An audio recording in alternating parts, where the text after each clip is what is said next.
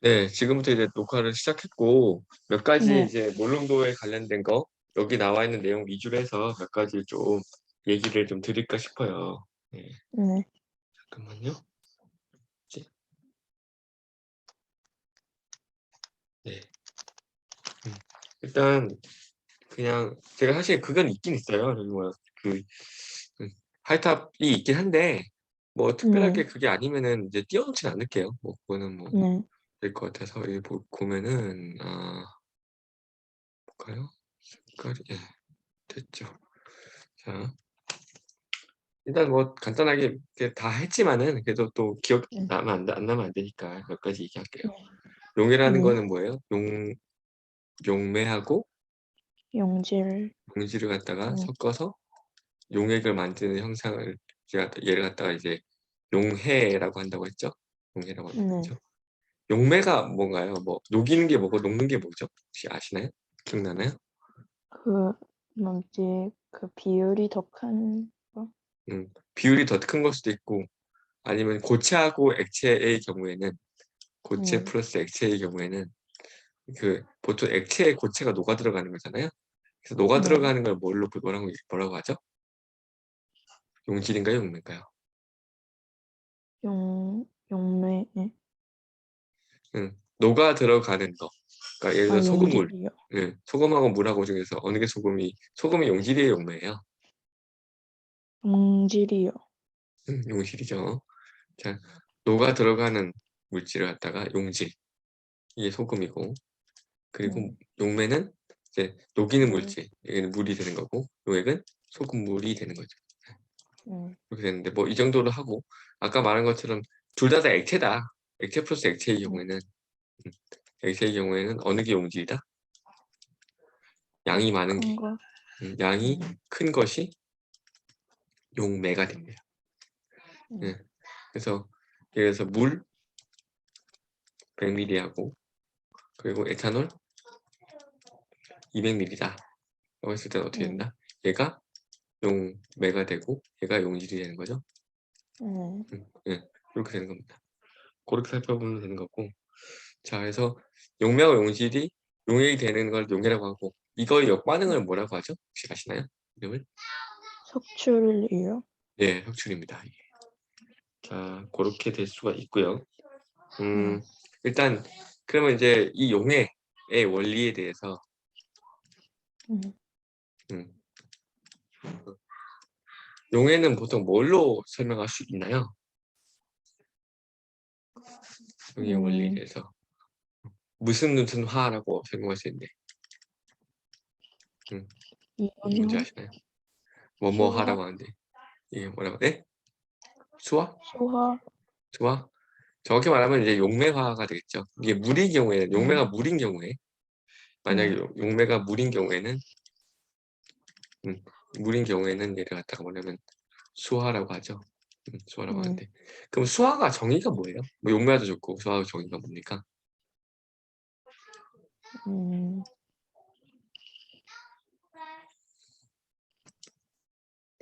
확인을 한다 생각하고 물어보는 겁니다. 뭐죠? 음. 용질 주변에 음, 물이 둘러싼. 네, 맞아요. 그렇습니다. 아까 얘기했잖아요. 액체는 어쨌든 양이 많은 것이 용매라고 했으니까 양이 적은 네. 것이 용질이잖아요. 용질이 네. 있으면 용질 주변에 용질 주변을 갖다가 뭐 양이 많은 용매가 둘러싸는 거. 네. 용매가 둘러싸는데 이게 굉장히 균일하게 둘러싸는 현상을 네. 갖다가 뭐라고 한다? 이거 갖다 용매화라고 네. 하고요. 용매가 네. 물인 경우에 얘를 갖다 수화라고 합니다. 네. 수화라고 합니다. 자, 근데 거기 이제 107페이지 아래쪽에 나와 있는 용의 원리 이런 얘기까지 설명 다 들었었나요? 되게 자세하게 했는지 어떤지 몰라서 내가 저는 배운 게 어느 정도 수준이었는지도 궁금하고 해서 음. 이 어. 시야학적 얘기했었어요? 들었어요? 아니요.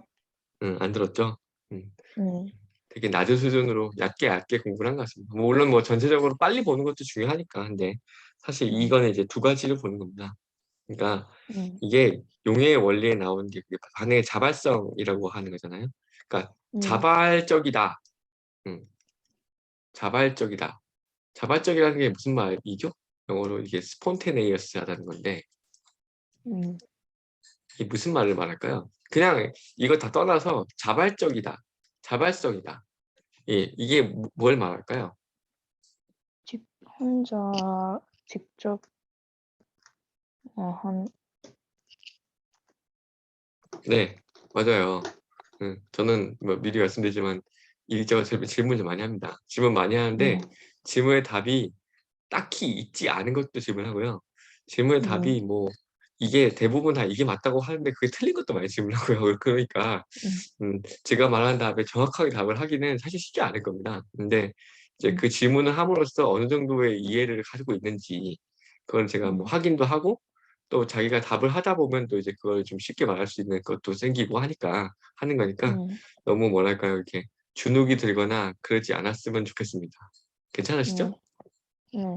그런 거 부끄럼 타는 편이에요. 어때요? 소연이는? 어, 잘 모르겠어요. 좀 그래요? 좀 그러면 내가 좀 자제하고 그렇지만 할 건 합니다. 그래도 할 건 합니다. 자, 자발적이라는 얘기는 아까 말 잘 했어요. 그게 맞습니다. 그러니까 음, 어떤 방향이든지 그냥 가만히 있으면 어느 방향으로 가는지 화학 반응이 어느 방향으로 가는지 그게 바로 화학 반응의 자발성이라고 합니다. 그래서 뭐 네, 여기 얘기하는 게 보통 이제 물이 있으면 물은 높은 곳에서 낮은 곳으로 떨어지잖아요. 자, 그런 것처럼 네, 모든 반응은 에너지가 있으면 에너지 상태가 높은 데서부터 응? 에너지 상태가 낮은 쪽으로 이렇게 떨어지겠죠. 음, 그렇게 된다는 거죠. 그리고 이게 첫 번째인 거고 두 번째가 뭐예요? 에너지 상태 말고 두 번째는 무질서도라고 하는 게 있습니다. 들어본 적 음, 있나요? 아니요, 이거 갖다가 다른 말로 엔트로피라고 하고요. 네, 음, 무질서도는 뭐냐면 질서가 있으면 그게 질서 있는 거고 무질서니까 그게 질서가 없는 형태인데 그걸 나타내는 정도를 말하는 거겠죠? 말하는 게 네, 음, 이겁니다. 뭐 소연이 방은 어떤지 모르겠습니다. 얼마나 깔끔한 스타일인지는 잘 모르겠지만 일반적으로 네, 그냥 뭐 바쁘고 하다 보면 방 청소 잘 안 하잖아요. 처음에는 네, 열심히 청소해서 탁 깨끗하게 지어놨는데 이게 점점점 네, 가면 갈수록 어떻게 돼? 뭐 이거 꺼내고 저거 꺼내고 뭐 공부한다고 꺼내고 논다고 꺼내고 하다 보면 방이 어떻게 돼요? 어질러지고 보통 일반적으로 엄마한테 겁나 이제 갈굼당하죠. 뭐야! 하면서 이렇게 네, 혼나죠. 보통 네, 그렇습니다. 아닌 사람도 있지만 보통 대부분 네, 그래요. 그런 식으로 시간이 지나면은 방은 어떻게 돼요? 정돈된 어질러, 상태에서 어느 방향으로? 되게 어질러지는 방향으로 가게 됩니다. 자, 그런 네, 식으로 자연계에서도 그 이제 어질러지는 정도를 갖다가 무질서도라고 정의하고 이걸 네, 정의하고 얘를 정의하는 방법이 있습니다. 뭐 자세한 그런 얘기는 이 고등학교 범위를 넘어서 그 얘기는 이제 네, 그 정도까지만 얘기했으면 좋겠고요. 그래서 네, 이런 무질서도가 증가하는 방향으로 진행이 된다. 그걸 다른 네, 말로 엔트로피 증가의 법칙 이렇게 얘기를 합니다. 그래서 네, 이 두 가지 자발적으로 일어나는 반응은 에너지가 높은 데서 낮아지고 그러니까 무질서도가 높아지는 방향으로 높아지는 네, 방향으로 가는 것이 이 자발적인 화학 반응의 방향입니다. 근데 네, 이 용해가 되는 경우에는 뭐가 되냐면 그렇죠. 용해라고 하는 건 뭐예요? 원래 용질이라고 하는 것이 있는데 이게 뭉쳐져 있는 거죠. 소금 덩어리라고 네, 생각해 보면 금방 이해가 되실 건데요. 근데 네, 이 용질이 어떻게 돼요? 예, 잘게 나눠지죠. 네, 음, 잘게 나눠진 다음에 어떻게 돼? 요 주변을 용매가 이렇게 둘러싸는 겁니다. 용매화를 하는 네, 거죠. 어, 네, 그러니까 어떻게 했어요? 결국 원래 용질끼리 뭉쳐있던 게 용질하고 용매가 섞이는 거예요. 네, 그러면 결국 얘를 뭘 생각할 수 있냐면 용질 사이에 인력을 생각해 볼 수 있는 거고요. 그리고 네, 용매 사이에 인력을 생각해 볼 수 있고 그리고 네, 용질하고 용매 사이에 인력을 생각해 볼 수 있어요. 그냥 네, 이거는 이렇게 비유해 볼 수 있을 것 같아요. 그냥 그 초등학교에서 중학교로 가잖아요. 응, 네, 응, 초등학교에서 중학교 너무 없어 보인다. 그랬더니 한글로 쓰자. 처음부터 쓸 줄 알아요. 근데 그래도 이렇게 씁시다. 중학교로 갔다 갑시다. 중학교 갈 네, 때 보통 어떻게 돼요? 초등학교, 중학교 갈 때 초등학교에 같은 학교 나온 애들도 있고요. 중학교 가게 되면 같은 학교 네, 나온 친구도 있고 허윤이라고. 같은 학교 나온 친구도 음. 있고 다른 학교 나온 친구들도 있죠. 초반에 음. 보면 어떻게 같은 학교 나온 친구들끼리 이렇게 모였죠. 이런 식으로 모여서 음. 애들끼리 이렇게 모이죠. 음. 그건 뭐 그래요? 얘들끼리의 자기들만의 동질감이 있기 때문에 그렇지 않습니까? 그러니까 무슨 얘기냐면 그 A 그룹, A 초등학교 나온 사람들 애들을 갖다가 이거 이렇게 볼 수 있고 B 초등학교 나온 사람들 애들끼리 모임을 각각 용질 사이에 있는 거, 이건 용매 사이에 있다고 생각을 해볼 수 있어요. 근데 음. 가만히 보면 처음에는 이제 같은 학교 나온 애들끼리 하는데 나중에 시간이 지나면 어떻게 돼요? 여기서 있는 애들하고 만나서 아, 나 누군데? 나 이서윤인데 넌 누구니? 이러면서 뭐 얘기하다 보면은 뭔가 취미라든지 뭐 아니면 약간 관심사 그리고 뭐 이런 것들이 비슷한 사람들끼리 많이 모이게 되죠. 그래서 그 친구들끼리 오히려 더 친해지지 않어요? 더 친해지죠? 응, 응, 그렇다는 겁니다. 그러니까 무슨 얘기냐면 용질하고 용매가 있는데 다른 물질이잖아요. 용질과 용매는. 근데 같은 물질끼리 사이에서 당연히 인력이 당연히 강할 수밖에 없어요. 얘들은 강해요.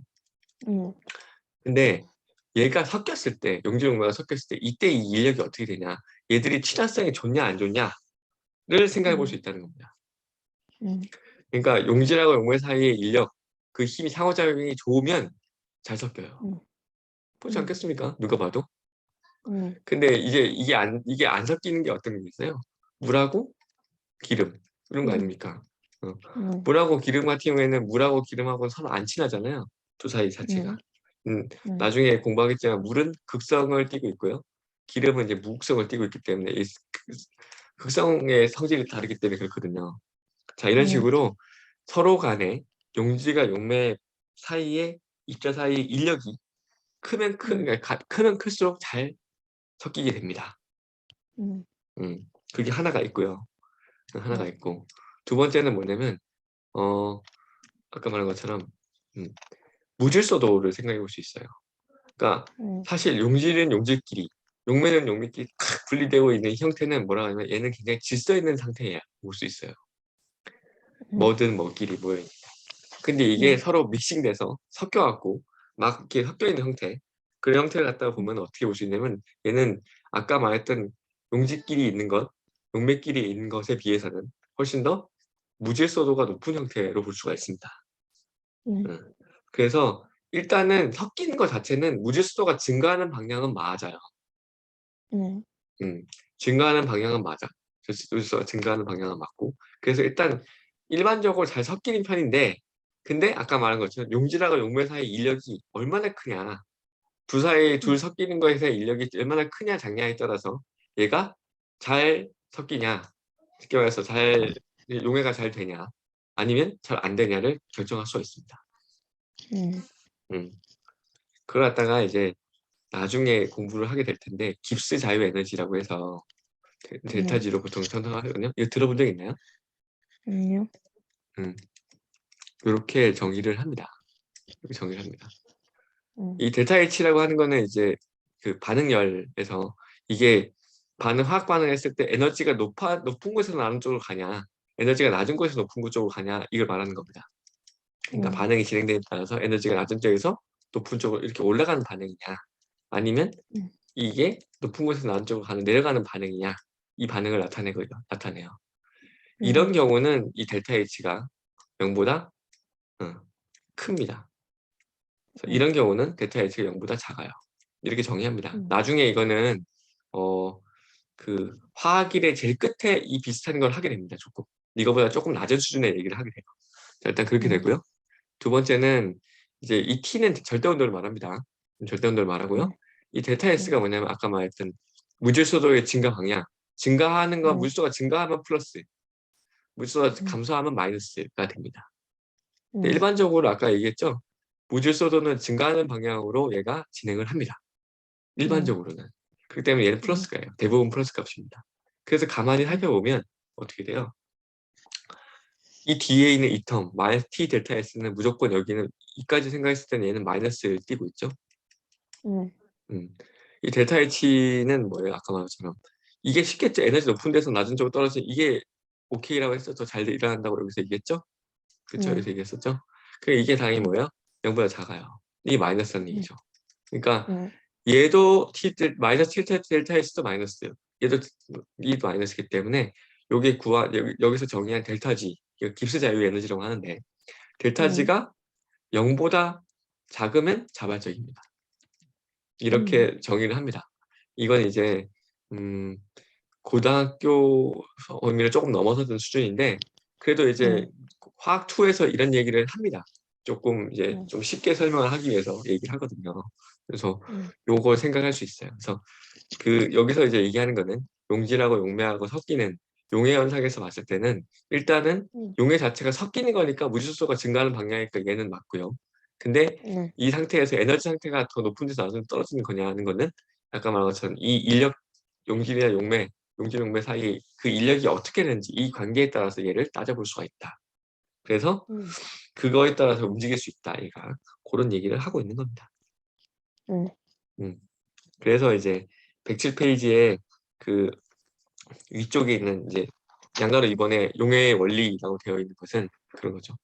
어떤 것들은 잘 섞이는데 어떤 안 섞인다는 거는 아까 얘기했듯이 용질, 용질 사이의 인력, 용매, 용매 사이의 인력에 비해서 용질과 용매 사이의 인력이 더 크거나 비슷한 수준이 되면 당연히 잘 녹는다.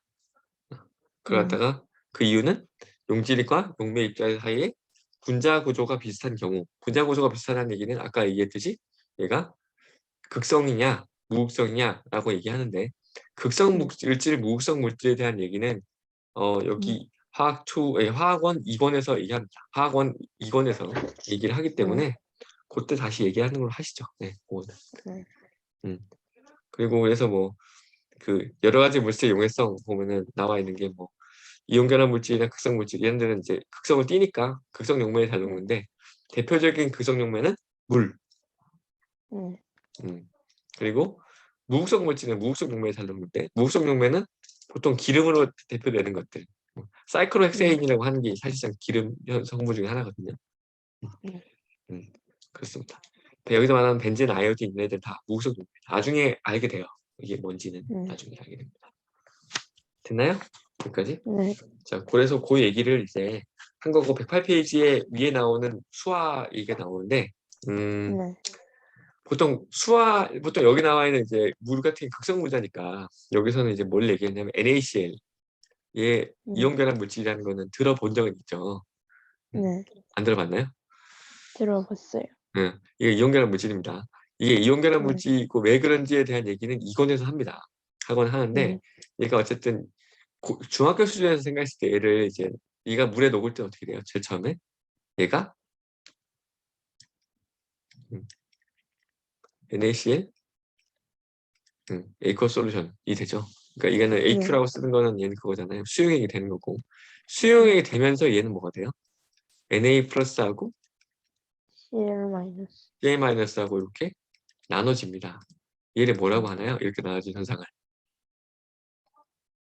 그러니까 요 NaCl이 이렇게 되는 현상을 뭐라고 해? 아까 말한 것처럼 이게 수화죠. 섞이는 거니까. 물하고 잘 섞이는 거니까. 근데 수화가 일어나면서 동시에 뭐가 일어납니까? 얘가 이온을 나눠주는 거죠. 이걸 갖다 뭐라고 한다? 이온화라고 합니다. 그쵸? 그러니까 그 NaCl 같은 이온결합 물질들은 그 수화가 일어날 때, 용해가 일어날 때 일단 이온화가 일어나고 그리고 난 다음에 수화도 일어납니다. 근데 당연히 이제 여기서 설명하고 있는 건 뭐냐면 수화 과정에 설명하는 것은 거기 그림 108페이지 그림을 잘 참조하시면 될 것 같아요. 근데 굳이 제가 보여드리지 않아도 될 것 같아서 안 하는데 여기서 Na 플러스하고 Cl 마이너스하고 플러스 전하하고 마이너스 전하를 띄고 있는 이온도 있을 거 아닙니까? 얘들을 이제 물이 둘러싸요. 물이 둘러싼데 물이 둘러싸는데 물은 생긴 게 H2O인데 이렇게 생겼잖아요. 나중에 이건 들어본 적은 본 적은 많이 있을 것 같아서 나중에 또 공부하긴 하지만 근데 여기는 산소가 마이너스 날 살짝 띄고요. 수소가 이제 플러스 전하를 살짝 띱니다. 이런 얘기는 들어봤나요?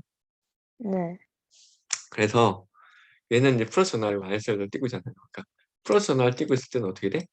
마이너스 전하를 띄고 있는 물 중에서 이 부분. 그래서 이렇게 된다는 거지. 이 물이 이제 요렇게 그리기도 하잖아요. 요렇게 그리기도 하거든요. 요게 O, 요게 H 이렇게. 그랬을 때 마이너스 전하를 띄고 있는 O가 이쪽으로 와서 이렇게 붙게 되는 이런 형태로 둘러싸게 되고요. 마이너스의 경우는 어떻게 되죠? 전하의 경우는 플러스 전하를 띄고 있는 얘들이 발이 이쪽으로 가서 이런 식으로 둘러싸게 됩니다.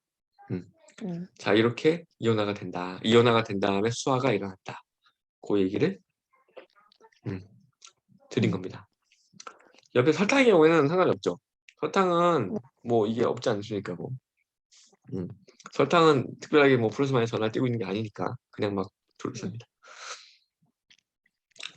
그 얘기를 해서 이제 이 전체적인 얘기를 드린 거고요. 네. 됐죠? 이거 지워도 되죠? 네. 지울게요. 자, 그리고 그 다음에 나오는 게 이제 농도를 얘기하는데, 농도에서 제일 쉬운 거, 이제 제일 많이 중학교 때부터 이제 좀 속된 말로 많이 혼나가면서 공부하는 게 뭐예요? 수학할 때 공부하는 게. 퍼센트 농도, 소금분 문제 아니에요? 네. 이거잖아요. 이게 수학에서 많이 하는 거. 요거 할 때는 거죠. 근데 퍼센트 농도의 정의는 어떻게 되는 건가요? 밑에는 용액. 용액이죠. 용맥 플러스 용질, 이게 용맥 플러스 용질이죠. 그리고 위에는 용질이 되는 거죠. 용질. 네. 그리고 얘는 뭐예요? 질량이에요? 부피예요? 질량이. 질량입니다. 그래서 이 볼트 공도를 이 농도를 공부할 때 중요한 건 뭐냐면 얘가 질량이냐 부피냐. 그리고 밑에 올라가는 게 용질이냐, 뭐 용매냐, 아니면 용액이냐. 용액이라는 건 용매의 무게를 더하는 거니까 이게 되냐. 이 두 가지를 봐야 돼요. 그 두 가지를 잘 살펴보셔야 됩니다. 자, 퍼센트 농도는 용액 질량분의 용질의 질량 곱하기 100을 한 게 퍼센트 농도가 되죠. 그러면 여기서 질문. 선생님 이게 얘기했잖아. 이 선생님. 이거 질량 말고 부피로 바꿔도 된다 안 된다? 안 된다. 된다. 된다. 된다. 되는데 단 얘기 말씀드릴게요. 단 고등학교 때는 안 나옵니다. 부피로 바꾼 게. 그러니까 생각하지 않아도 돼요. 응, 응. 이게 부피로 바꿔도 됩니다. 고등학교 말고 대학교에 가면 부피 퍼센트가 있고요. 질량 퍼센트가 있어요. 책에 보면 나와 있습니다. 볼륨 퍼센트, 매스 퍼센트 뭐 이렇게 나와요. 근데 실제로 심지어 그 화학 2에서 공부할 때 이 볼륨 퍼센트를 가지고 얘를 가지고 설명을 하기도 해요. 가끔씩 이상한 문제를 풀 때. 그럼 더 빨리 풀리기도 해요. 근데 어쨌든 간 교육과정에는 없어요. 그러니까 사실상 되기는 되는데 생각 안 해도 된다. 그렇게 생각하면 되겠어요. 하고 이건 뭐 예시는 안 드리겠습니다. 뭐 예시는 알 거라고 하고 충분히 아마 얘기 들었을 것 같아서 예시는 안 드릴게요. 근데 이게 너무 작으면 이 값 자체가 너무 작은 거죠. 예를 들면은 이제 전체 뭐라고 할까요? 그 수지, 그러니까 물 속에 녹아 있는, 강물 속에 녹아 있는, 물 속에 녹아 있는 뭐 포함되고 있는 중금속 함량 이런 거 물어보면 어떻게 돼요? 얘는 사실 중금속이라고 하는 거는 굉장히 몸에 안 좋은 거기 때문에 어떻게 돼요? 굉장히 미량만 있어도 안 되잖아요. 근데 그거 이렇게 해서 퍼센트로 공부해서 이 계산하면은 굉장히 뭐 0.0000005% 이렇게 나오지 않겠습니까? 예를 들어 이렇게 나올 거면 이 보기가 좀 속된 말 좀 거시기 하다는 거죠. 보기가 좀 약간 그래서 이게 좀 눈에 보기 좀 편하게 하려면 어떻게 하면 되겠냐? 그래서 100을 안 곱하고 더 큰 숫자를 곱하면 되는 거 아니야? 라는 거죠. 음. 굉장히 미량을 나타낸 것은 100을 곱하지 않고 여기다가 똑같은 퍼센트 정도가 하는 것처럼 그 용액 질량분의 용질의 질량인데 그래서 곱하는 값이 100이 아니라 좀 더 큰 숫자로 곱하면 어떻겠냐. 근데 이제 뭐 서양 사람들 있죠. 서양 애들이란 말은 서양 사람들은 외국 사람들은 특히 그쪽 사람들은 되게 좋아하는 숫자가 3을 되게 좋아해요. 한국 사람도 3을 좋아하지만 외국 사람도 3 진짜 좋아합니다. 그래서 얘들은 이제 보통 그 돈 세리거나 뭐 할 때 보통 보면 어떻게 돼요? 다 점 찍는 거 보면 세 자리만 점 찍는 걸 알고 계시나요? 우리나라는 이제 단위가 만, 그 다음에 어떻게 10만 명만 한 다음에 그 다음에 천만 다음에 억 이렇게 되죠. 만은 10의 4제곱이죠. 그렇죠? 억은 10의 몇 제곱이지? 8제곱이에요. 그 다음에 그 위에 조는 10의 12제곱이고요. 그 다음에 경이죠. 16제곱. 그 다음에 경 다음에 뭐가 나오지? 그 다음에 해인가요? 해? 뭐 이런 식으로 올라가죠. 음. 자, 이제 얘는 이제 4개씩 끊어서 우리는 이제 단위가 되는데 외국은 3개씩 끊어서 단위입니다. 그래서 처음에 10의 3승은 뭐예요? 사우전드. 10의 6승은 뭐지? 이게 뭐예요? 이건 천이고 밀리언. 얘는 밀리언. 밀리언인데 얘는 뭐예요? 100만이죠? 네. 10의 9승은 뭐지? 얘는 빌리언. 빌리언이 되고 얘는 이제 100만 다음에 뭐가 되나요? 얘는 10억입니다. 10억. 그리고 10의 12승은 뭡니까? 이게 몰라요. 모르나? 얘 트릴리언이라고 해요. 트릴리언하고 얘는 10억 다음에 나오는 게 얘는 어떻게? 얘는 조가 됩니다. 조. 자, 이런 식으로 30 끊어서 얘기하거든요. 근데 얘는 ppm이라고 하는 거는 ppm이라는 parts per million입니다. 밀리언이니까 12육승이지. 그러니까 이거 곱해준 것을 12육승으로 곱해주면 얘는 ppm이 된다. 그러니까 똑같다. 퍼센트하고 다를 거 없는데 여기다 곱해주는 값을 좀 더 큰 값을 곱한다 생각만 하시면 됩니다. 차이는 없어요. 이까지는 쉽게 하는데 이제 이게 중요하죠. 뭐 어렵진 않지만 이 몰롱도 결국 이 몰롱도를 공부하기 위해서 이걸 가르치려고 사실 앞에 거 얘기를 계속 한 건데 몰롱도는 이 퍼센트 농도하고는 좀 약간 다릅니다. 밑에는 뭔가요? 질량의 부피예요? 단위가? 밑에가 들어가는 게? 용액의 부피. 부피입니다. 부피고 위에는 뭐가 들어가죠? 용질의 용질의 몰수이죠. 용질의 몰수. 여기는 용액의 부피입니다. 그러니까 똑같이 용액하고 용질을 쓰는 건 같아요. 같은데 밑에 질량이 아니고 부피가 들어갑니다. 이게. 그리고 여기는 질량이 아니라 몰수가 들어간다는데 가만히 생각해보면 이 몰수는 사실 질량하고 일맥상통합니다. 조금만 생각해보면 이해될 겁니다. 왜냐하면 1몰의 질량이 이 일량이 뭐예요? 이게 화학식량이잖아요.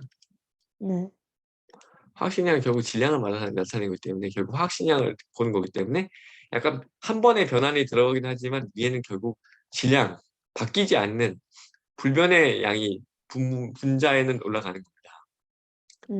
근데 분모는 용액의 부피를 사용하는 거예요. 얘는 질량이 부피는 사실 온도가 변하거나 하면 바뀌잖아요. 불변이 아닙니다. 네. 그거를 조심하셔야 돼요. 그래서 이걸 단위는 어떻게 돼요? 여기 위에는 이제 몰이 되겠고 밑에는 뭐예요? 부피. 부피 단위 제일 큰 거, 제일 좋은 거? 리터. 리터. 그렇죠. 그래서 얘는 몰퍼 리터가 되는 거죠. 단위가. 몰퍼 리터 얘를 이렇게 기계 쓰기 그러니까 얘를 뭐로 쓴다? 라지엠 딱 쓰고 얘를 갖다가 몰롱도 이렇게 얘기한다는 거죠. 그렇죠? 그래서 몰롱도라고 하는 개념은 뭐냐면 전체 용액 1리터 안에 용질이 몇 몰이 있냐를 나타내는 값입니다. 전체 1리터 안에 용질이 얼마 있는지. 그래서 결국엔 용질의 양,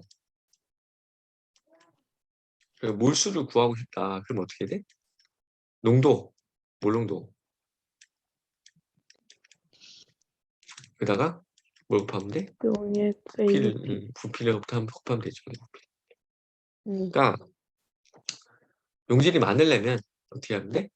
농도를 진한 걸 넣을 수도 있는 거고 그리고 부피를 많이 때려 넣을 수도 있는 거죠. 인해 전술. 그쵸. 그러니까 이거는 이제 전쟁을 할 때 지금 러시아하고 우크라이나하고 전쟁을 하는데 전쟁을 이기기 위해서는 어떻게 하면 돼요? 굉장히 훈련된 그 군대를 넣는다든지 이렇게 투입한다든지 아니면 무장을 잘해서 그 굉장히 그 신기술이나 신무기를 구성한다든지 이게 이제 농도의 개념을 생각하면 되겠고 일단은 예전에 6.25 때 그 중공군이 밀고 내려올 때 어떻게 했어요? 뭐 인해 전술로 밀고 내려왔다고 하잖아요. 근데 그 애들 보면은 아무것도 없었답니다. 그냥 소총 하나에 그냥 피리 하나 들고 내려왔다잖아요. 근데 인간이 많으니까 어떻게 돼요? 아무리 쏴 죽여도 죽여도 끝이 없었다고 하잖아요. 그러니까 이거는 양으로 승부하는 거죠. 이제 부피, 양으로 승부할 수 있죠. 그래서 결국 양이 많다. 적다를 따지려는 농도하고 부피를 곱한 값 자체가 중요하다. 이렇게 된다는 거죠. 자, 그리고 마지막 거기 나와 있는 몰롱도 용액을 만들 때 사용하는 기구들이 있는데 가장 중요한 기구는 뭐예요? 거기서 특정 몰롱도 용액을 만들 때 가장 중요한 기구 뭔가요? 아, 전자저울이요. 이게 제일 중요하죠. 아, 물론 전자 아, 중요하지. 중요한데 네. 그 몰롱도 어떤 특정 몰롱도의 용액을 만들 때 제일 중요한 거는 부피 플라스크가 제일 중요합니다. 음, 부피 플라스크 한번 볼까요? 뭐가 있을까요? 새로 보면 자, 내가 그림을 잘 못 그려서 요거죠. 이렇게 생겼습니다. 플라스크. 음, 요거죠. 생겼는데 어떻게 생겼냐면 이게 잘 보시면 얘는 이렇게 생겼죠. 네. 어떻게 생겼습니다. 여기 안에 이게 플라스크예요. 이게 뚜껑이 있고요. 이렇게 있는 네. 형태입니다. 근데 중요한 건 뭐냐면 얘는 단 거 없고 여기 딱 선이 하나 그어져 있어요. 이렇게 선 네. 딱 하나 그어져 있습니다. 근데 여기에다가 500ml 뭐 이렇게 써 있습니다. 아니면 1리터 이런 식으로 써 음, 있습니다. 네. 그 얘기는 뭐냐면 여기까지 채우면 이 표선까지 채우면 500ml다. 아니면 1리터다. 음, 이만큼 된다는 얘기거든요. 그러니까 네. 어떻게 하면 되겠습니까? 이걸 만들 때. 일단 중요한 거. 내가 예를 들어서 0.1 몰롱도 예를 들면 이런 겁니다. 0.1 몰롱도 뭐가 있나요? 여기 예시가 뭐였죠? 없나요? 그런 거 없나? NaOH 합시다. NaOH 수용을 만든다고 생각합시다. 네. 그러면은 이 부피 플러스가 1리터짜리라고 하자. 그냥. 네. 그러면 1리터 안에 몇 몰 있어야 되는 거지? 용질이 0.1몰 있어야 되는 거죠. 네. 그러니까 0.1몰인데 NaOH의 화학식량이 40이거든요. 재보면 네. 40이에요. 그러니까 얘를 어떻게 몇 g을 넣어주면 NaOH 몇 g을 넣어주면 돼요? 곱하기 이렇게 되는 거죠. 그렇게 하면 네. 4g이 나오는 거죠. 그래서 네. 전자저울에다가 원하는 용질 양 4g을 갖다가 잽니다. 네. 음, 재. 그 다음에 그걸 갖다가 여기다 넣어. 비커에다 넣고 네. 여기다가 증류수 넣고 어느 정도 채워갖고 얘를 녹입니다. 잘. 네. 잘 녹여. 잘 녹인 다음에 여기 녹인 이 용액을 어디다 넣어? 이거 열고 여기다가 넣어. 그러면 제일 처음에 이 꽉 안 차 한 이 정도 차겠죠.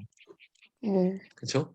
거기다가 옆에다가 다시 또 증류수 넣어서 이 옆에 씻어갖고 한 번 다시 넣었습니다. 아마 이만큼 차겠죠. 네. 근데 그러면 이 안에 들어간 건 뭐야? 용질 NaOH는 4g이 들어간 거죠. 이 안에 들어가 있는 형태죠. 네. 거기다가 여기는 채울 때는 어떻게 돼? 이 물 채우면 되는데 물 채우면은 그냥 이렇게 해서 뭐 비커나 이런 거 채우면 어떻게 돼? 이거 휙 넘을 수도 있어요. 여기 되게 좀 정비돼서. 그래서 요 네. 씻기병이라고 이렇게 생긴 거 있어요. 나이잘 보틀이라고 하는데 들어본 적 있죠? 여기다가 네. 해서 여기다가 여기 손으로 얘를 꾹 누르면 여기 손을 꾹 누르면 이쪽으로 물이 이게 삑하고 찍하고 나오는 병입니다. 이 병이. 네. 이게 약간 이제 말랑말랑한 보틀이거든요. 본 적 있죠, 이거? 네. 예. 그래서 여기다 넣어서 요거 갖고 이 표선까지 살살살 채워갖고 흔들어. 음, 네. 그럼 어떻게 돼? 전체 용액은 얼마나 들어간 거지? 1리터가 들어간 거죠. 전체 용액 네. 부피는 1리터. 안에 얼마만큼? 4.0g, 0.1만큼 들어간 거니까 얘는 음, 0.1 몰롱도 그 수용이 되는 거죠. 음, 그래서 요것들 이용해서 특정한 몰롱도의 용액을 만들 수가 있어요. 음. 네. 그래서 제일 중요한 건 뭐겠어요? 잘 보시면 아시겠지만 제일 중요한 거는 이 중에서 물론 전자나울도 필요하고 다 필요하지만 제일 중요한 거는 부피 네. 플라스크가 없으면 만들 수가 없어요. 수용액 네. 자체는. 그래서 부피 플라스크가 어떻게 생긴 거고 어떻게 되는지를 어떤 원리가 있는지를 알아두시면 되겠습니다. 네. 자, 다시 화살 살펴보도록 할까요? 네. 자, 이렇게 되고요. 그래서 이제 그 얘기들 쭉 나오고 몰 분율은 뭐 사실은 그렇게 뭐 중요하진 않아서 넘어갈게요. 네. 아까 네. 말씀드렸던 몰롱도 얘기할 때 이제 그 네. 110페이지 나오는 혼합용의 몰롱도에 대한 얘기가 아까 말씀드렸던 그 몰롱도 곱하기 부피를 한 값이 음, 용질의 양이 되는 거죠. 그러니까 네. 예전에 소금물 문제를 푼 거하고 이거랑 똑같아요. 소금물 문제를 풀 때 네. 어떻게 풀면 돼요? 뭐 예를 들는 거 아니야? 8%의 예를 들면 이런 겁니다. 8%의 소금물, 소금물 100g에다가 뭐4% 소금물 200g을 섞었다. 그러면 몇 퍼센트가 나오냐? 이거 물어보면 어떻게 하면 돼? 뭘로 푸나요? 이거? 네. 어떻게 푸는 거죠? 소금물량이랑 용액량이랑 따로 계산해서 음. 결국 구하는 방법은 한마디로 얘기하면 소금의 양을 생각해서 푸는 거죠. 네, 왜냐면 8 곱하기 8 곱하기 미안해 8 곱하기 아니다. 100 곱하기 100분의 8 더하기 200 곱하기 100분의 4는 전체 합이 어떻게 돼? 100 더하기 200이 되는 거죠. 곱하기 100분의 x 이렇게 해서 보는 거죠. x 구하면 답 나오는 거죠. 네, 결국 이게 뭐 이것도 다 뭐야? 여기서 나오는 소금의 양, 여기서 나오는 소금의 양 더한 거는 전체 소금의 양 같으니까 이렇게 푸는 거죠. 네, 똑같습니다. 이것도 같은 방식으로 푸시면 돼요. 거기 나와 있는 것처럼 아까 얘기했잖아. 요거 어딨냐? 여기 지금 일트 여기 써놓은 요거 아 이거 어떻게 됐어? 왜 안 돼? 요거 용질량은 몰롱 곱하기 부피로 생각하는 거지. 그래서 희석을 하든 아니면 혼합을 하든 용질을 가하든 어쨌든 토탈 얘만 가지고 생각한다는 거죠. 그 얘기입니다. 뭐 그거는 아마 얘기를 들어서 잘 아실 거라고 생각을 하고요. 제일 어려운 게 111페이지의 농도 환산이죠. 이거 이해되나요? 잘 이해되셨어요?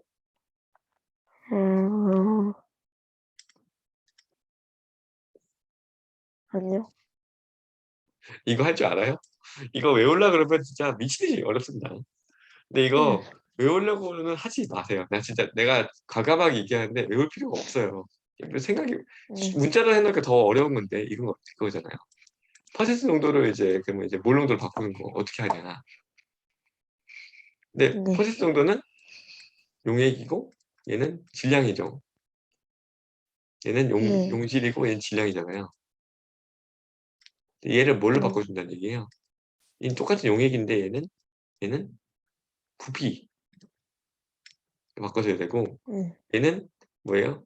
얘는 용질의 질량이 아니라 몰수로 바꿔줘야 돼요. 그러면 질량을 몰수로 바꾸려면 뭐가 필요해요? 화학식량. 화학식량이 필요하겠죠.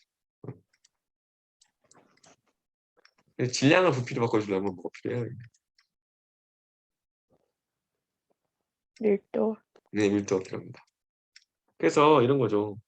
A% 예를 들면 얘가 그런데 X가 A% 용액 밀도는 D 그램 퍼 밀리리터. 의 몰농도 얼마냐? 이거 물어본 거 아니에요? 그러면 이게 어떻게 됩니까?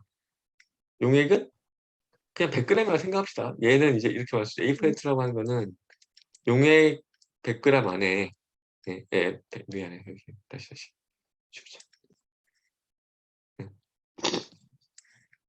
용액 100g 안에 용질이 얼마 있다? Ag 있는 거잖아요. 그럼 이렇게 생각할 수 있죠. 용질이 Ag 있는데 얘는 몇 몰 있는 거죠? 화학식량이 뭐 MW라고 한다고 했으니까 분자량을 W라고 했으니까 얘가 몇 몰인가요? W분의 MW분의 그렇죠?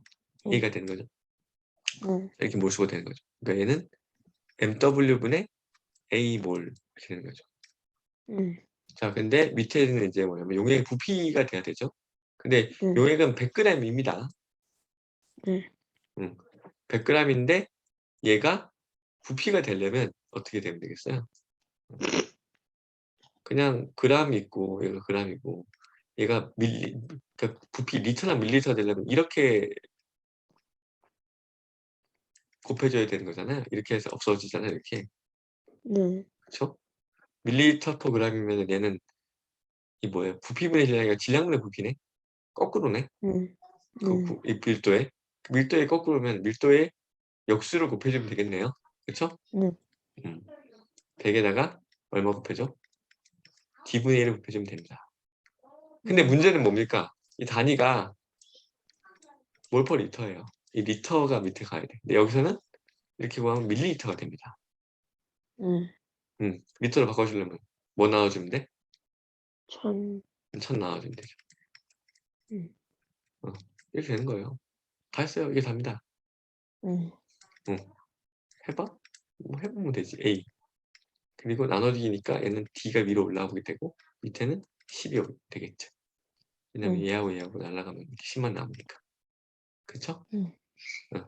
그래서 10MW분의 AD? 10. 이거 거꾸로 썼니? 잠깐만. 거꾸로 썼네. 미안합니다. 음. 자, 이게 10. 예. 요걸 나누기 10D분의 1이죠. 그러면 이제 MW분의 A 곱하기 10D가 되는 거고, 그래서 MW분의 10AD 이렇게 되는 거죠. 이렇게 되는 거고, 거꾸로 어떻게 하면 돼요? 몰롱도가 비몰롱도예요. 비몰롱도에 얘를 갖다가 퍼센트 정도가 얼마냐 이걸 묻는 거죠. 똑같은 조건 똑같습니다. 밀도는 이렇게 되고요. 밀도는 이렇게 되고 분자가 이렇게 되겠죠. 자, 그러면 얘는 어떻게 돼요? 전체 용액 1리터 1000ml라고 합시다. 1000ml 안에 용질이 몇 몰? 비몰. 근데 이거는 이제 뭐예요? 용질이 몇 그램 있는 거죠? B 곱하기 화학식량, 분자량 만큼 곱하면 당연히 얘는 그램이 되는 거죠. 이만큼 있는 거죠. 그 밑에는 용액은 1000ml인데 얘를 뭘로 바꿔줘야 된다? 질량을 바꿔줘야 되겠지. 그럼 어떻게 돼? 부피분의 질량을 곱하면 이게 질량이 되죠. 그러니까 1000에다가 뭘 곱하면 된다? D를 곱해주면 되죠. 근데 이 단위를 잘 생각해보면 이게 밀리리터고요. D의 단위는 그램 퍼 밀리리터입니다. 그램 퍼 밀리리터가 되는 거죠. 그래서 이렇게 없애면 얘는 그램이 됩니다. 그렇죠? 딱 그램이 되죠. 그리고 이렇게 하면 끝났다 라고 생각하면 안 되죠. 왜? 얘는 백분율이에요. 퍼센트 농도라고. 곱하기 100을 해야 돼. 그럼 다 한 거 아닙니까? 이제 다 됐지. 요거하고 요거 지워지고 그러니까 어떻게 돼? 10D분의 위에는 B BM. 곱하기 BM 이렇게 되는 거죠. BM도. 그러니까 뭐 이거 뭐 M분의 10AD 10D분의 BM 뭐 이렇게 막 열심히 외워요 사람들. 근데 이거 외우는 게 의미가 별로 없다 이겁니다. 이렇게 해보면 금방 나오는데 따져보면. 그래서 이거를 쉽게 풀 수 있다. 한번 볼까요? 예제 풀어봤어요? 저기 밑에 있는 아니요. 111페이지 아래쪽에 있는 거. 안 해봤어요. 이거 한번 해보실래요? 뭐 여기 책 답도 알긴 하지만 그냥 저기 그거라도 저기 그 식이라도 세우면 좋겠네. 식 한번 좀 불러볼래요? 어떻게 할 수 있는지 한번. 50% 황산유액 유액입니다. 얘의 밀도가 D는 얼마냐? 1.47 g per ml입니다. 몰롱도 구하시오.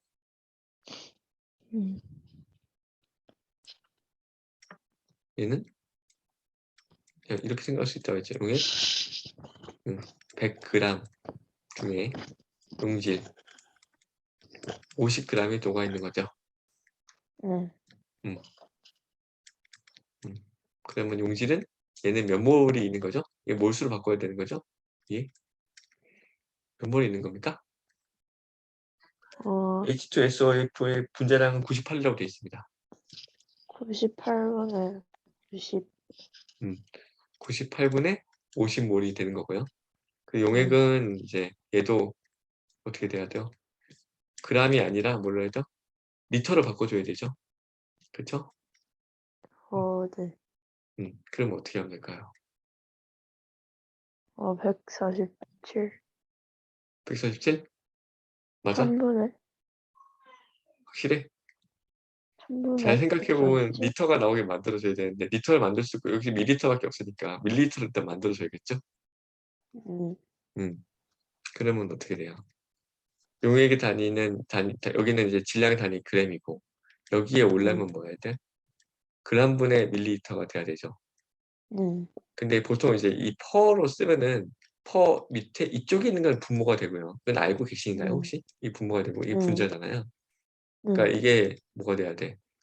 밀리리터 퍼 미안해. 미안합니다. g이 돼야 되는 거죠. 이렇게 음, 이렇게 되는 거죠. 이거하고 반대죠. 음, 반대니까 어떻게 돼? 얘를 나눠줘야 되겠지. 그쵸? 그래서 그러면은 100분의 1.47을 나눠주면 되고 미안해. 1.47분의 100. 100을 1.47로 나눠준다. 는 거죠. 그리고 여기다가 이 값이 이제 밀리터가 되는 거예요. 단위가. 근데 이걸 리터로 바꿔주려면 뭘 해줘야 된다? 1000을 3분의 1을 해줘야 되는 음, 거죠. 그래야 더 되죠. 요거 지우고 요거 지우면 14.7분의 1이 되는 거고요. 그래서 98분의 50 곱하기 14.7 이 정답이 되겠죠. 음, 이거 정답입니다. 풀면은 7.5점 나온답니다. 이건 계산을 해보시면 될 거고. 그러니까 이런 식으로 바꿀 수 있는 거를 하면 돼요. 근데 아까 말한 것처럼 기준이 뭐냐, 용액이냐, 용질이냐, 용매냐, 뭐 이거 일단 따져봐야 되고. 근데 화학일에서는 용매까지 나오지 않아. 그러니까 별로 생각할 필요 없고.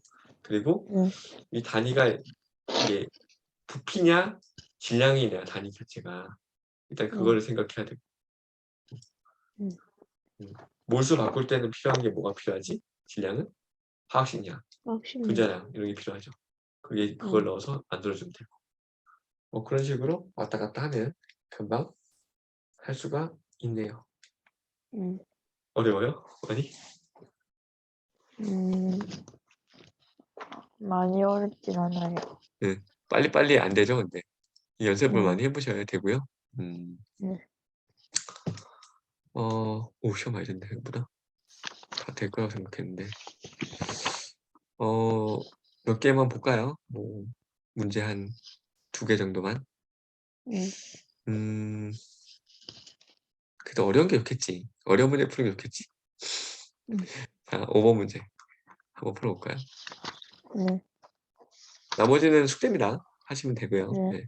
그리고 이게 좀 뭐랄까 좀 약간 너무 그래 보여서 제가 네, 문제를 한 페이지 정도를 뭐 문제 몇 개 안 되는데 내신형으로 되어 있는 문제를 하나 더 드릴게요. 그것도 풀어보시면 될 것 같아요. 네, 이거 일단 한번 시간을 줄 테니 한 생각을 해보시고. 네.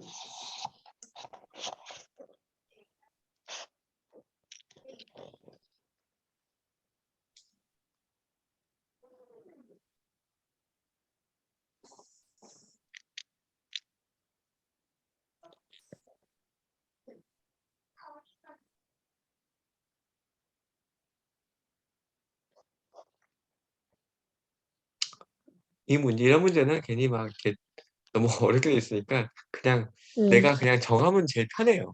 그러니까 네, 25%면은 그냥 100g 안에 용액 100g 안에 용질이 25g 들어있는 거잖아요. 이런 식으로 딱 네, 놓고 계산하는 게 제일 편합니다. 이런 것들 네, 그렇게 하고 있죠, 그렇게? 네.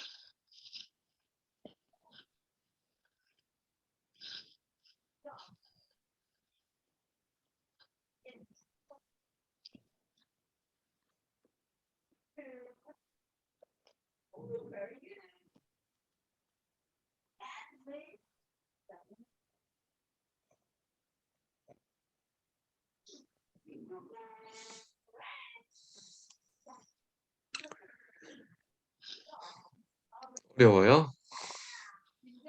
네? 어려워요? 문제 다 풀었나요? 어, 니은 보고 있어요. 니은이요? 네, 기억은 한 거죠?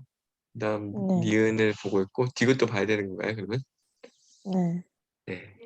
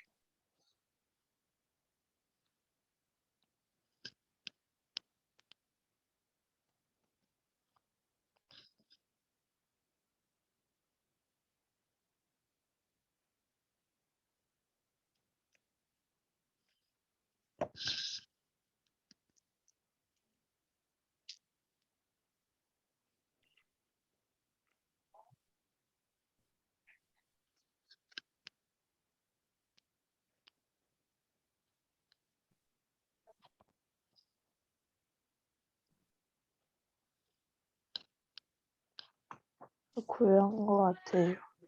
그런 것 같아요. 정답은 어떻게 네, 되나요? 디귿이요. 디귿이죠.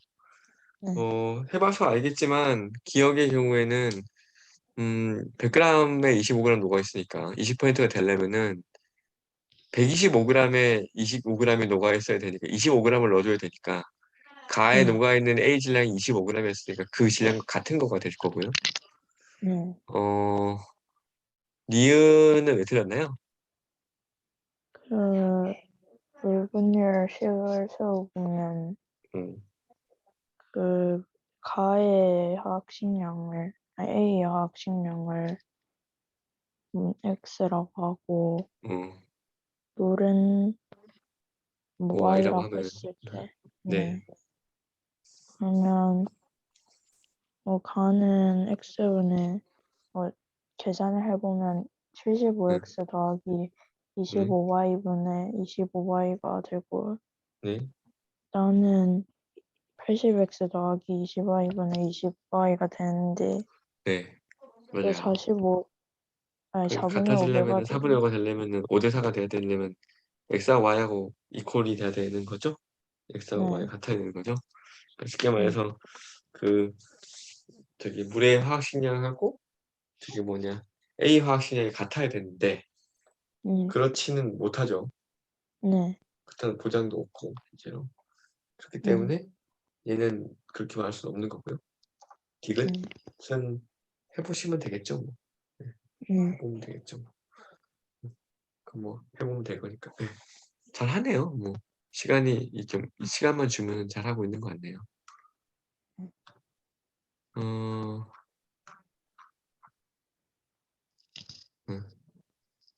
10번 문제만 풀어보고 넘어갑시다. 네.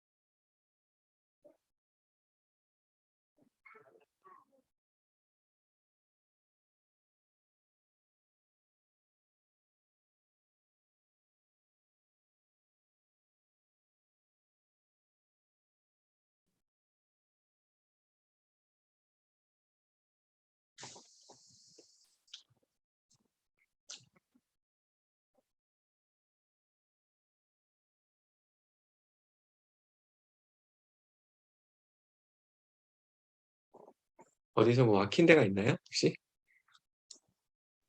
그럼 용질 양을 네. 모르겠어요.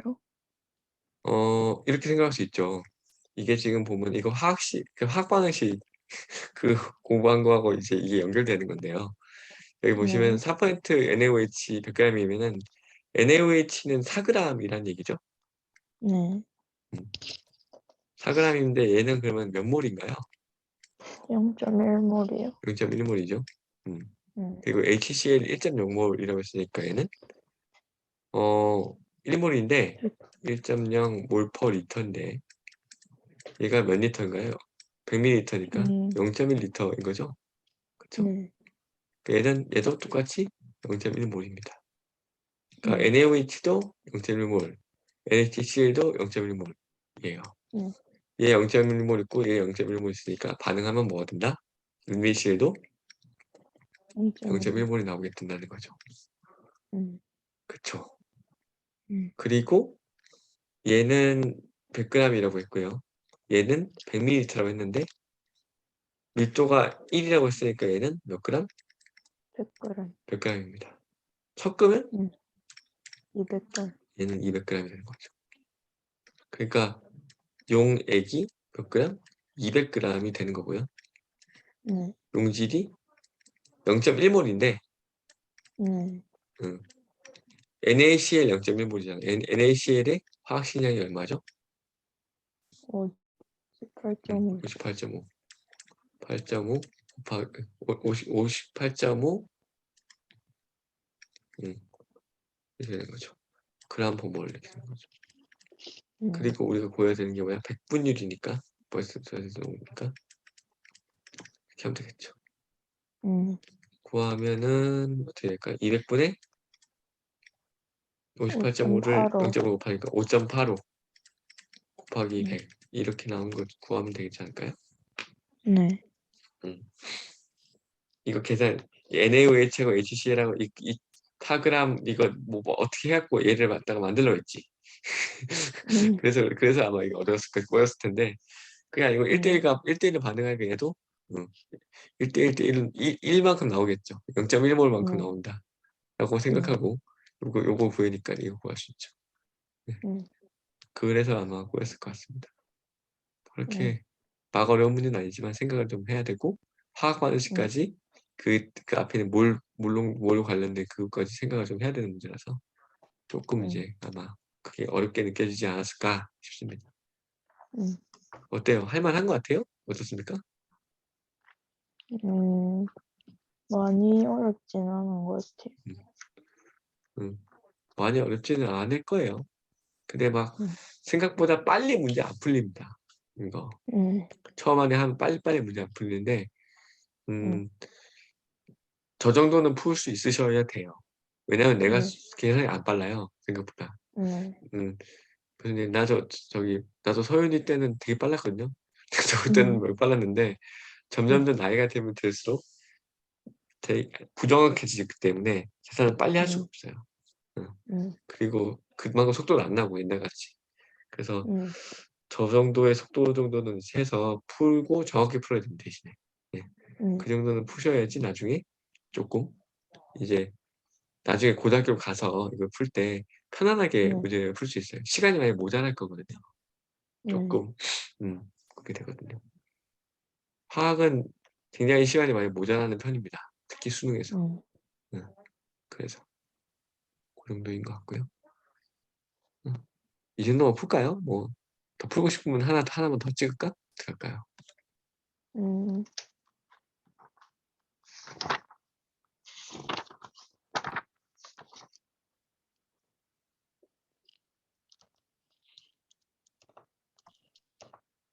6번이요.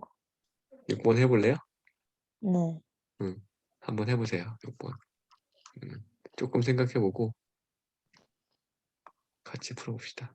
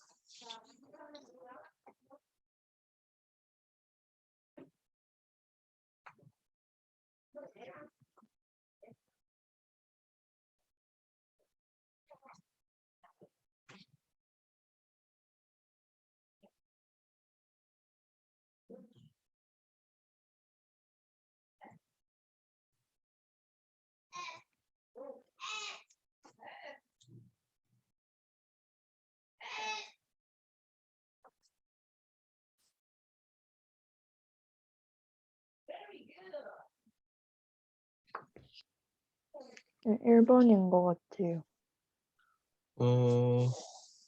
정답을 볼까요? 정답을 보지는 않았는데 아주. 잠깐만요. 80페이지.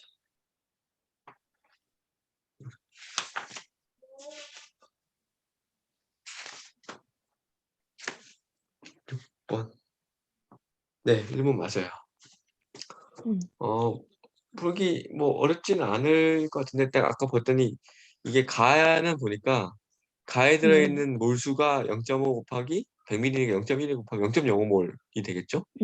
근데 화학식량이 40이니까 그 안에 2g 들어있을 거고 이게 이제 밀도가 이제 0.1.0이라고 했으니까 이 전체 용액은 102g. 그러니까 용액은 102g 중에 용질이 2g 있으니까 용매가 그러니까 물이 100g인 거고 나는 용질이 2g이죠. 그리고 용매는 98g이 되는 18. 거죠. 그렇기 때문에 용질은 같은데 용매 질량이 가가 더 크니까 물 분율이 당연히 더 가가 작게 작다. 줘요. 따라서 이게 맞겠죠. 기억은 당연히 그럴 거고. 니은 음. 나에다가 물을 98g 첨가한 수용액의 퍼센트 농도는 1g이다. 아니죠. 100g을 넣어야 되는 거죠. 그러니까 니은 틀렸고요. 당연히고. 딕은 가와 나를 혼합한 수용액의 퍼센트 농도는 2%보다 크다라고 했는데 가와 나를 합치면은 아까 말한 것처럼 102g, 100g이 202g이 될 것 같고요. 거기 안에 몇 g이 넘어 있는 거가 4g이 있는 거죠. 4g. 이게 그러니까 202분의 4가 되니까 2%보다는 작게 되는 거죠. 200분의 4가 돼야 이제 되는 거니까 그렇죠? 그렇게 생각하는 기억입니다. 네. 잘만 따져보면 되는 문제입니다. 혼자 할 수 있겠죠? 이 정도는? 시간만 주면? 네. 일단 어때요? 이 정도로 하면은 되겠어요? 제가 이 설명이나 이런 것들이 어땠는지 어려웠어요? 많이? 많이는 안 어렸어요. 아니 왜냐면 이런 여기 나와 있는 용해의 원리 같은 시야학적이나 이런 얘기들은 사실 상당히 어려운 문제들도 있는데 서윤이가 잘하는 것 같아서요. 저는 보니까 내가 보기에는 본인은 되게 어렵다고 하지만 잘하는 것 같아서 다 얘기를 웬만한 걸 하려고 하거든요. 웬만한 얘기는. 진짜 어려운 얘기는 어떤 게 또 어렵냐면 여기 보면 이런 거 보면 요 예를 들어 여기 보면 뒤쪽에 여기 차이 만드는 심화가 있어요. 차이를 만드는 심화는 한 절반 정도를 하려고 합니다. 생각하기로는. 차이를 만드는 심화는 고등학교 내용을 벗어납니다. 대부분. 그래서 그 중에서 그래도 조금 해볼 만한 것도 있거든요. 고등학교 내용을 벗어나긴 하지만 그냥 이런 내용은 그냥 심심찮게 얘기를 한다. 그런 얘기들은 이제 하려고 하고 별로 뭐 크게 중요하지 않은 것 같고 쓸데없이 그냥 너무 어렵게 써놓은 것 같다. 이런 것들은 이제 제가 간략하게 이게 이런 얘기를 말하는 건데 스킵하겠다고 하고 넘어가려고 합니다. 네. 그 정도를 하려고 하는데 전에 선생님보다는 좀 더 어려운 얘기를 많이 하네요. 내가 지금 어느 정도인가요? 근데 그 다른 선생님 네. 하이탑으로 하긴 하는데 네. 그 하이탑을 안 보고 그냥 내용을 말씀하셔서 네. 근데 그럴 수 내용은 있어요. 더 네. 많은 것 같아요.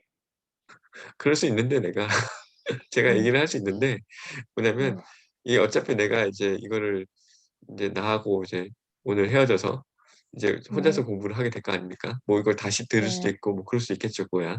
그래도 보게 되는 건 결국 책이 될 가능성이 크거든요, 강의를 들어도. 근데 그러면 책에서 어디를 가고 있고 이런 얘기를 해주는 게 좋은 것 같아서 그래요. 네. 물론 진짜 그렇게 얘기하면은 짧게 얘기하고 띡 하고 빨리 나갈 수 있어 좋은데 그것보다는 이제 어쨌든 책이라도 책을 어딘가에 보게 될 것 같아서 거기서 어떤 게 중요하고 이런 얘기고 저런 얘기다 이런 얘기를 하려고 짚어가면서 하는 겁니다. 사실 네. 학원에서도 일부러 그렇게 저는 그렇게 강의를 하고요. 그러니까 강의를 하는 형태가 다 여러 가지가 있을 수 있고 또 어떤 선생님들은 그래요. 이거 너무 쓸데없이 뭐 양 길다고 많다고 너무 난삽하다고 그러면서 자기가 이제 만드신 이제 교재를 가지고 이제 편집한 교재를 가지고 진도 나가는 사람도 있습니다. 그런 사람들이 절반이 없는 것 같습니다. 네, 음, 별로 저는 왜냐면 이게 이제 자사를 가신 의자사 아니면 이제 일반고를 갈 사람 입장에서 봤을 때는 고등학교 커리큘럼 그냥 그대로 타는 게 맞는데 고등학교 커리큘럼 타는 거로 생각했을 때는 완자 아니면 좀 더 얘기하면 하이타 이 최고거든요 사실은 그대로 가는 게 맞는데 굳이 그거를 이제 뜯어갖고 이런 얘기 저런 얘기를 하면 음 오히려 더 헷갈릴 수 있을 것 같아서 그렇고요. 너무 어려운 얘기 중에서는 아 이건 좀 어렵게 써 있다는 얘기는 제가 드릴 거예요 책에서. 그 이게 이런 얘기다라는 얘기도 할 거고요. 그러니까 너무 걱정을 하지 않으셔도 될 것 같고요. 시간이 애매하게 15분 남았네요. 그렇지만 하는 게 좋겠죠? 음, 음. 뒤에 원자의 구성일자가 사실상 별건 없어요. 별건 없어서 그냥 간단하게 일단은 그 얘기를 하는데 이 제가 간단하게 얘기하는 게 모든 거의 대부분이라고 생각하시면 될 것 같습니다. 볼까요? 음. 이거예요.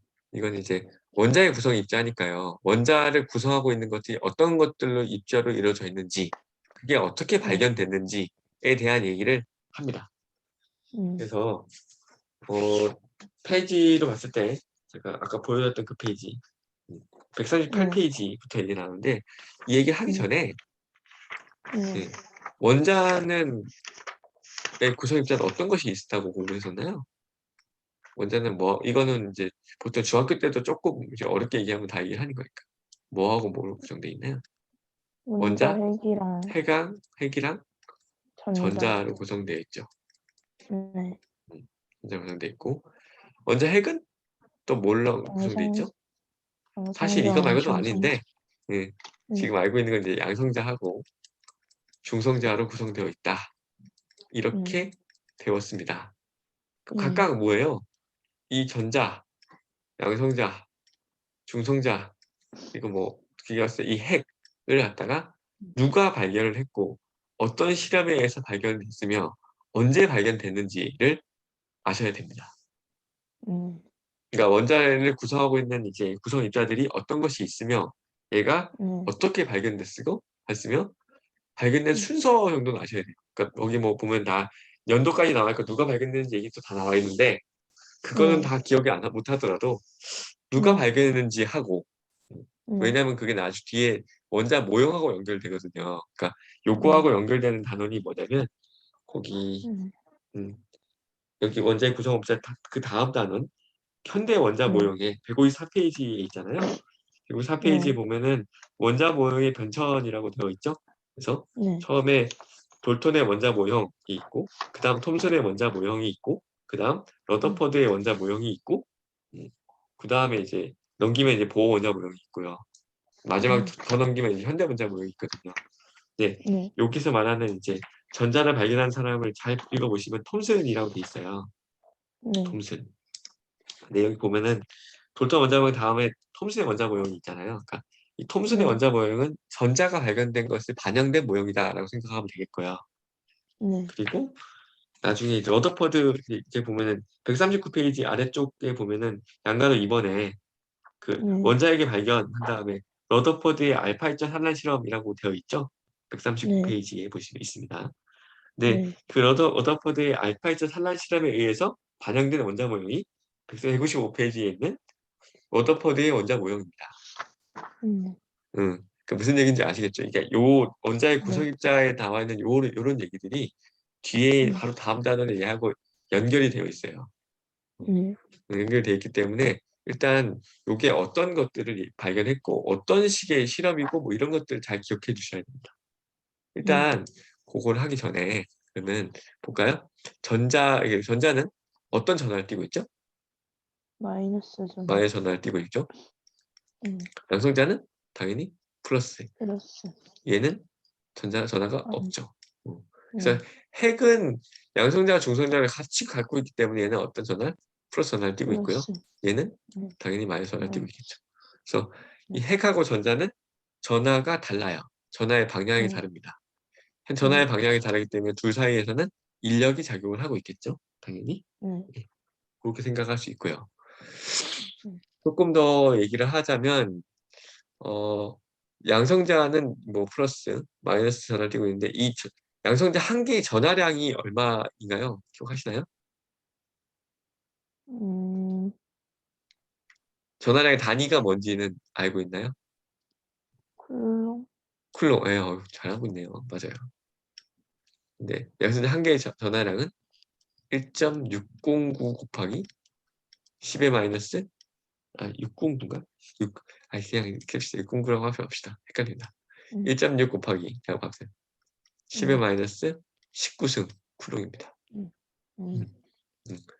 전자는 마찬가지로 1.6 곱하기 10의 마이너스 19승 쿨롱인데 얘의 전하량은 플러스 전하고 얘는 마이너스 전하를 띄고 있다. 이렇게 생각하면 되겠어요. 얘는 다 전하량이 없겠죠. 자, 그래서 양성자의 개수하고 전자의 개수가 같다라고 하면 어떻게 돼? 얘하고 얘하고가 상쇄되겠죠. 캔슬아웃이 되겠지. 그래서 전하량은 전체 그 전하는 중성입니다. 그렇게 생각할 수 있고요. 그 다음에 얘 질량을 아실 필요는 없는데요. 상대적인 질량 정도는 알고 계셔야 됩니다. 무슨 얘기냐면 이 하나하나의 질량을 아실 필요 없지만 어떤 게 무겁고 어떤 게 가볍다 정도는 알고 있고 그 차이가 좀 난다 안 난다 정도는 알고 있어야 돼요. 무슨 이 얘기는 들었죠? 전자의 질량이 양성자나 중성자의 질량보다 훨씬 더 가볍다는 얘기는 들었죠. 질량이 훨씬 더 작다는 얘기는 들었었죠. 근데 이제 이거의 질량을 1로 봤을 때 양성자의 질량은 1836배 정도 되고요. 중성자의 질량은 1839배 정도 됩니다. 아마 이 책에는 아마 둘 다 뭐라고 되냐면 1837배 정도 된다라고 써 있을 거예요. 이 책에는. 근데 옛날에는 이렇게 나눠서 얘기를 했습니다. 그러니까 그 얘기는 뭐냐면 중성자의 질량이 양성자보다 약간 더 무겁다, 약간 더 크다 정도를 얘기하려고 합니다. 그리고 양성자가 중성자는 전자에 비해서 훨씬 더 이제 질량이 크니까 얘 전체 이 원자의 질량을 구성하고 있는 대부분 다 어디? 핵에 있고 핵에 있는 양성자하고 중성자의 개수에 따라서 이 질량에 따라서 이 전체의 원자 질량이 거기 뭐 달려 있습니다. 어떻게 말해서 달려 있습니다. 그래서 양성자하고 중성자의 수를 더한 값을 뭐라고 하냐면 질량을 나타내는 숫자로 해서 질량수라고 합니다. 그 얘기도 뒤에 어딘가 또 나옵니다. 여기 나오는 거 말고 또 나오거든요. 자, 일단 그렇게 됩니다. 자, 근데 여기서 이제 얘기하려는 건 뭐냐면 그럼 이 전자하고 이런 것들을 누가 발견했냐를 보자는 겁니다. 처음에 보면 188페이지, 8페이지에 전자 한 다음에 음극선이라고 나옵니다. 음극선. 네, 음극선이 뭐냐면 이건 음극선 자체는 이제 그 뭐라고 할까요? 그 어떤 현상을 보고서 이제 붙인 건데요. 그 어떻게 되냐면 과학자들이 전기장이 원자나 분자를 연구하는 중에 거의 진공 상태, 진공 상태 뽑은 거지. 거기다가 갑자기 높은 전압을 딱 걸어주게 되면은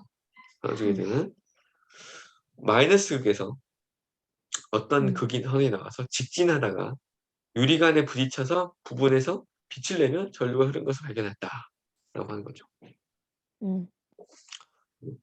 그래서 뭔가 전압을 걸어줬더니만 마이너스 극에서 어떤 것이 나와서 직진해서 부딪힌다. 자, 그래서 전류가 흐른다. 를 발견했는데 얘를 갖다가 뭐냐면 마이너스 극에서 나오는 선이다라고 해서 뭐라고 하냐면 음극선이라고 이름을 붙였다는 겁니다. 음. 자, 근데 이 음극선과 관련된 실험이 어떤 것이 있냐면 이걸 보여드리면서 얘기할게요. 잠깐만요. 이겁니다. 이 음극선 실험, 이 시선 집중인데요. 이 실험은 굉장히 잘 나옵니다. 이거가 뭘 나타내고 있는지를 잘 알아두셔야 돼서 이건 꼭 잘 기억해 두십시오. 잘 나옵니다. 자, 자, 음극선 나왔는데 여기다가 어떻게 응, 했냐면 여기 나타나 여기서 마이너스에서 이렇게 나오는 이 선, 이 빨간색이 이제 음극선이에요. 자, 근데 응, 여기다가 바람개비를 뒀다는 거죠. 여기다가. 응, 그때만 얘가 파르르 돌아갔다는 팽그르르 돌아갔다는 겁니다. 응, 얘가 뭘 나타내는 말이냐? 결국 이 바람개비가 돈다는 얘기는 바람이 불어와서 바람이 입자가 여기 부딪혀갖고 얘가 도는 거 아닙니까? 그렇죠? 응, 그래서 그 입자가 부딪힌다는 얘기는 입자를 나타내고 있는 이 금극선이 입자를 띠고 있다는 거고 입자가 띠고 있고 그리고 이가 갖고 있는 것은 질량을 가진 입자다. 질량을 가진 응, 입자이기 때문에 얘가 주르륵 돌아간다는 걸 알 수가 있다는 거죠. 응, 음. 첫 번째 그렇고요. 두 번째 뭐냐면 음극선 지나간 단어가 뭐냐면 물체를 줬다는 거예요. 이렇게. 응, 그랬더니만 그림자가 나오더라. 이제 그림자가 나오는데 그림자가 생기려면 어떻게 돼요?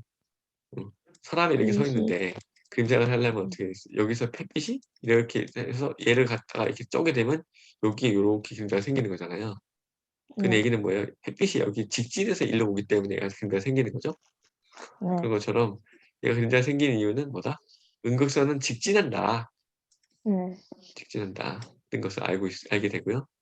그리고 응, 여기다가 자석을 가까이 하거나 아니면 전기장을 걸어뒀더니만 얘가 휘어지거나 전기장을 걸어주면 어떻게 돼? 얘가 플러스 극쪽으로 이런 식으로 휘어져 올라간다는 거죠. 응, 얘는 뭘 말하고 있어요? 플러스 극쪽으로 흘러간다는 얘기는 마이너스 전하를 띈다는 걸 알 수 마이너스, 있고요. 네. 응, 전기장과 자기장은 사실상 뭐랄까 그 뭐랄까 본질은 비슷한 거기 때문에 자석이 네, 나타났을 때도 마찬가지로 이게 전하를 쪄서 이게 휘어진다는 거죠. 그래서 응, 자석으로 됐을 때는 전하를 띈다는 것을 알 수가 있습니다. 어떤 책에는 이 두 개를 그냥 섞어서 얘기하는 경우도 있습니다. 합쳐서 얘기할 때도 있습니다. 응, 음, 이해되시죠? 되셨죠? 예. 네, 음. 그래서 이 음극선의 성질이 이렇게 되고요. 이렇게 되고요. 어, 그래서 이 음극선 자체를 발견한 거는 통순이 아니에요. 응, 잘 보세요. 음극선은 아까 말한 것처럼 그냥 현상이에요. 나타나는 것을 응, 현상을 확인했다는 게 음극선인 거고. 근데 이 음극선 갖고 어, 실험을 해봤어. 근데 얘를 응, 하다 보니 톰슨이라는 사람이 뭘 했냐. 자 보세요. 1897년 톰슨이라는 사람이 얘를 했던데 뭔 실험했다? 음극선 실험을 했다는 응, 거죠. 어, 응, 했더니 음극선이 마이너스 전하를 띠고 있는 매우 작은 입자 흐름이다 라고 했고 응, 얘를 갖다가 전자라고 명명을 했습니다. 응, 됐죠? 잘 보세요. 응, 그러니까 그 톰슨이라고 한 사람이 1897년에 이거 갖다가 이제 발견했고 얘를 전자라고 명명했다는 거죠. 근데 응, 이 톰슨이 그럼 전자의 전하량을 측정했냐? 그거는 아니에요. 응, 그건 아니고 이 사람이 한 거는 비전하라고 해서 전하량을 이 질량으로 나눈 이 값을 응, 밝혀낸 겁니다. 응, 음. 자, 요걸 알게 됐다는 거죠. 그래서 결국 나중에 이 전하량 측정한 사람은 밀리컨이라고 하는 사람이 기름방울 응, 실험을 통해서 이걸 아까지 말했던 요걸 알게 됐습니다. 응, 밀리컨의 기름방울 실험. 궁금해? 이 뒤에 차이를 응, 만드는 심화에 나와. 응, 알려줄까요? 말까요? 할까요? 말까요? 어, 그냥 간단하게 얘기를 하면 그냥 컨셉만 얘기하면 이런 겁니다. 뒤에 보면 있는데 여기 있어요. 네, 요거거든요. 기름방울 실험. 응, 요겁니다. 이 응, 기름통에다가 기름통 분무기 스프레이 알죠? 얘 연결해서 얘 네, 갖다가 분무기를 여기다 꾹꾹 누르면 얘가 쭉 이렇게 뿜어져 나와요. 그럼 뭐가 나오겠어? 기름 방울이 나오겠죠? 응, 기름 방울이 나오는데 그 밑에다가 뭘 두냐면은 전극판을 플러스 마이너스 연결합니다. 그리고 응, 플러스 극을 이쪽에 걸고 마이너스 극을 아래쪽에 겁니다. 이게 전원을 거는 거죠. 근데 응, 여기 사이에 잘 보시면 지금 여기 동그라미 쳐있잖아요. 여기에 네, 구멍을 하나 살짝 뚫어요. 네, 음. 근데 아까 얘기했죠? 이 전자라고 하는 게 마이너스 전하를 띠고 있잖아요. 네, 그래서 이걸 갖다 전기를 걸면 어떻게 돼? 이 마이너스 전하를 띠고 있으니까 얘는 이쪽으로 밀리겠죠. 네, 플러스 극은 얘를 잡아당기겠죠. 네, 근데 대신에 뭐예요? 이 전자라고 하는 건 뭐예요? 전자라고 하는 거는 질량을 갖고 있는 입자잖아요. 밑으로 네. 어떤 힘이 작용해? 중력이 작용합니다. 네. 그럼 위로는 아까 말한 것처럼 전기장이 작용하는 거지. 전기력. 네. 전자기력이 작용하는 거 아니에요? 전기력이 작용하는 거죠. 네. 그래서 이 밑에 있는 중력과 이 전기력이 평형을 이룰 때 이거의 힘과 이 네. 힘이 평형을 이룰 때 어떻게 했어? 얘는 딱 여기에 서 있어요. 무슨 말인지 아시겠죠? 그래서 네. 중력에 의한 힘하고 전기장에 의한 힘이 딱 같아질 때 그때 이 Q값이 전하량 아닙니까? 이 Q값을 네. 구할 수 있다는 얘기입니다. 네. 근데 여기서 이제 중요한 건 뭐냐면 이제 이 생각한 건 뭐냐면 여기서 스프레이를 탁 쭉 뿌리면 얘가 어떻게 돼? 전자 한 개일까? 얘가 나오는 입자가 전자가 한 개가 아닐 수 있죠. 왜냐면 나는 아무리 가는 물방울을 뿌려도 전자가 한 개일 수도 있고 두 개가 묶여있을 수도 있고 뭐 한 10개가 묶여있는 이게 있는 애도 뭉쳐있는 애도 있을 있고 여러 가지가 나올 거 아닙니까? 그렇지 않겠어요? 네. 그러니까 이제 그 각각 하나하나를 이제 이 방울 하나하나를 이제 관찰해 가면서 이 전기력을 달리 달리 얘를 걸어가면서 딱 멈추는 점을 보는 거예요. 네. 그러면은 이 구할 수 있는 이 Q값이 구해지는데 Q값이 한 개일 수도 있고 두 개일 수도 있고 세 개일 수도 있고 예를 들어서 이렇게 나온다는 겁니다. 1.6 곱하기 10-19승 쿨롬 이렇게 나올 때도 있고 3.2 곱하기 10-19승 쿨롬 이렇게 나올 때도 있고 6.4 곱하기 10-19승 쿨롬 뭐 이런 식으로 나온다는 거죠. 쭉 나오는데 이 나오는 값들의 뭐 최대 공약수를 구하면 가장 기본적인 하나의 입자가 나오지 않겠냐라는 데서 출발하고 음. 그래서 밀리칸의 전환 결정식 기름방울 실험은 아까 말한 것처럼 요 중력에 의한 힘하고 전기장에 의한 힘이 같다, 평형이다는 것들을 보고 하는데 아까 말한 것처럼 요 나온 이 기름방울 한 개가 전자 한 개가 아닐 수 있죠. 한 개일 수도 있고 두 개일 수도 있고 10개일 수도 있고 뭐 13개일 수도 있고 이럴 수 있잖아요.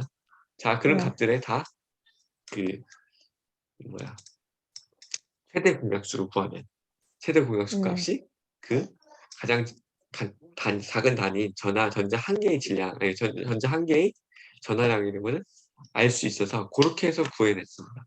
누가? 밀리컨이. 자, 그래서 네. 이 전자음극선 요거는 누가 발견했다?